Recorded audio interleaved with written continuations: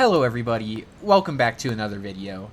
This time, not in any particular plane. I'll be playing a few of them throughout the video. But if you've noticed lately, if you've played anywhere around 9.7 as of recently, you'll be seeing entire teams full of Su-25s. These things are a lot faster than A-10s and come packing equally as deadly top tier missiles. So this is the video for you if you want to know how to beat them. My first recommendation would be the AV-8A Premium for the US Tech Tree, which is the most accessible. Or, if you have the AV-8C or the British Harrier GR3, that's even better.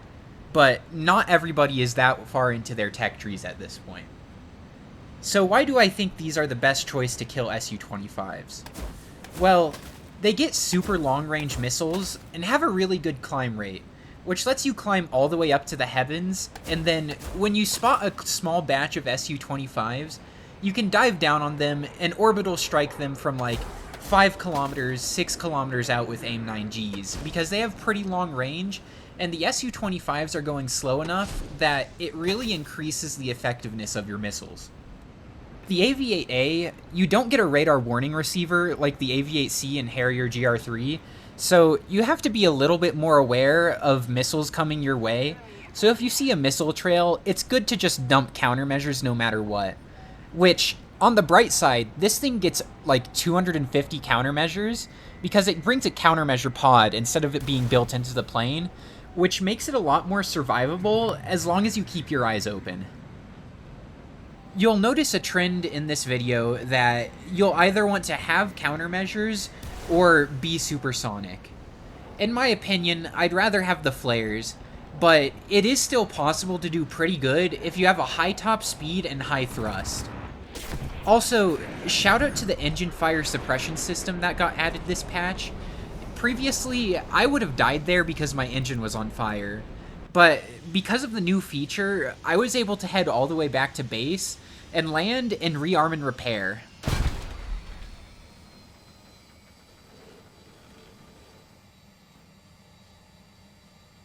Now, for those of you who have a limited selection of planes, or would rather die than stop playing the F-104C, which I don't think anybody has ever said that, but if that's you, then what you're going to want to do is climb up high and carry a lot of speed.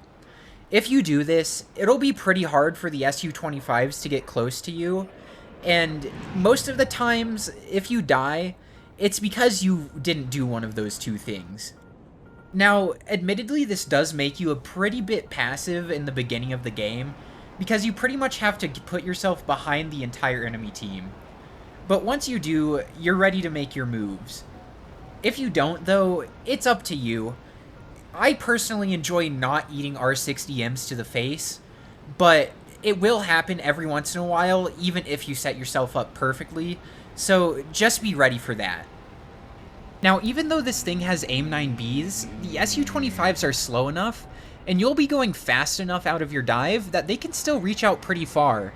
They're subsonic, and the missile goes like Mach 1.8, so you're able to reach out to like 2.5 kilometers and even farther if you're diving sometimes with the AIM-9Bs. And they actually, I don't know if this is just me, or if they actually got buffed recently, but they've been doing a lot better than I expected lately. However, you do have moments like this where you catch yourself in a head-on with an Su-25, and you just need to full commit because you're gonna die anyway.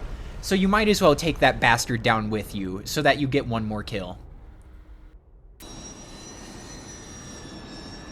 Now, for those of you who are grinding the French tech tree to get the Mirage 2000, I recommend playing the Mirage 3E. It's pretty fast, though it doesn't have good acceleration. And it gets countermeasures, which is about all you can ask for. You also have 3 really good missiles. Well, the 530E is pretty good. It depends on how you look at it. But the Magics are some of the best missiles in the game, and even though these aren't the Magic 2s, it'll still ignore flares sometimes. Also, the Su-25s are pretty hot for something that isn't afterburning, so it'll be easier to maintain locks. They also got custom loadouts, and I don't recommend taking the rocket booster because it's bugged right now. You literally cannot turn it on, and you sacrifice your guns for it. Which is why I was unable to kill that Su-25, because I didn't want to just drop a missile into a bunch of flares, and I couldn't go for a gunshot because I had the not working booster equipped. Also, especially seeing as the Mirage is a delta wing, it's a lot better if you climb in this thing as well. A lot of times, you'll catch yourself getting to low speeds when you're trying to turn on people to get missile shots, and it's very good to store your energy in altitude so that you can later cash it in for speed, so that you don't get so slow that other people can jump you, which is not a good time. Now, forgive me, Father, for I have sinned if you think this is a kill steal. The Su-25 has a little bit of damage, but it takes damage like an F5C, which means that it's super tanky for like no reason. And he was still firing missiles off, so I really just wanted to finish him off there, just in case he was about to take out other people on my team. Typically, I take a loadout of 2 magics and the infrared-guided R530. The R530 is pretty good for catching people who are running away, because it doesn't have the best G tolerance, but it burns for a really long time and travels a far distance.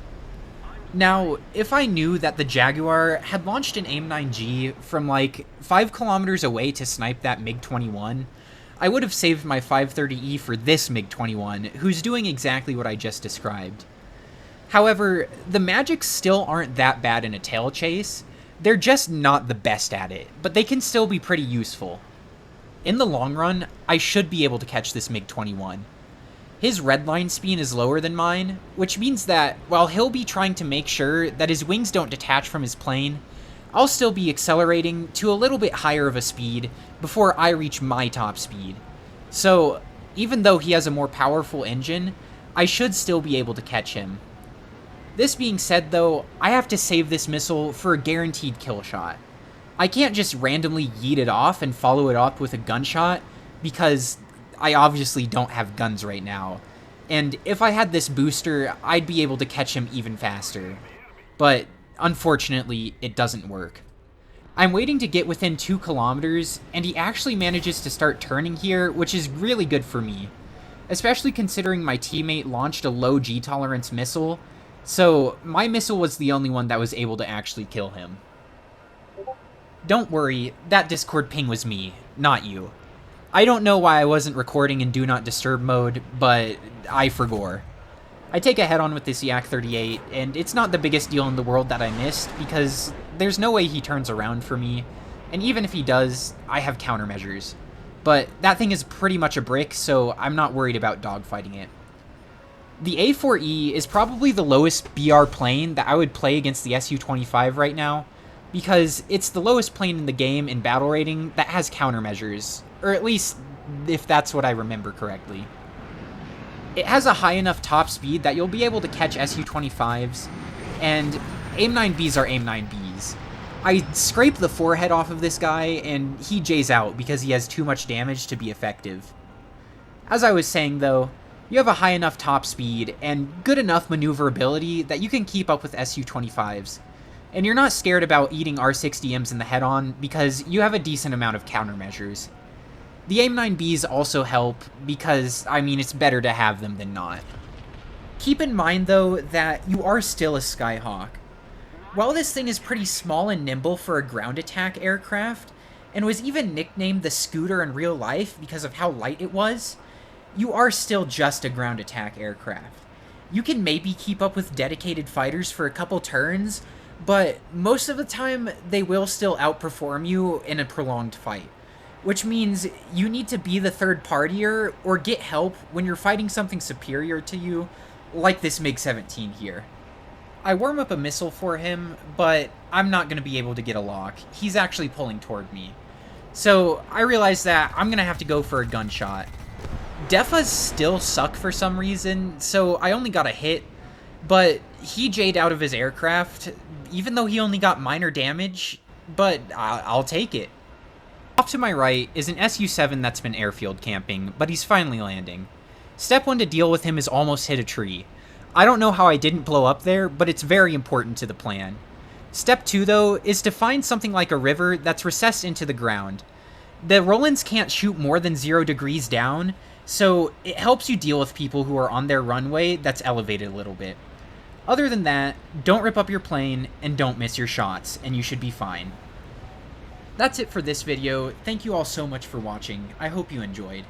Remember to, like, comment, subscribe, all those good things that help me get my voice out there, especially as a small channel.